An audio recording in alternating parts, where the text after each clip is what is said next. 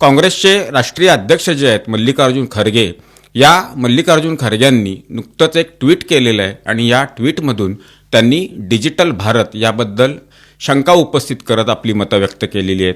ती किती चुकीची आणि खोटी आहेत, समाजात संभ्रम निर्माण करणारी आहेत, याला सडेतोड उत्तर हे केंद्रीय मंत्री ज्योतिरादित्य सिंधिया यांनी दिलेलं आहे. म्हणजे एखादी गोष्ट किती खोटं बोलून सांगायची याची परिसीमा या मल्लिकार्जुन खरगे यांनी या माध्यमातून गाठली असं म्हटलं तर ते चुकीचं ठरू नये. आपल्याला आठवत असेल की 2014 पूर्वी ज्या वेळेला आपण इंटरनेट ही सुविधा वापरत होतो त्यावेळेला इंटरनेटची कनेक्टिव्हिटी ही किती टुकार पद्धतीची होती, किती भकास होती. अनेक वेळेला इंटरनेट कनेक्टच व्हायचं नाही आणि आपली कामं ही मंदगतीनं व्हायची, कधी ती व्हायची नाहीत. याचा अर्थ काय तर भारत हा जगापासून तसा लांबच राहिलेला होता.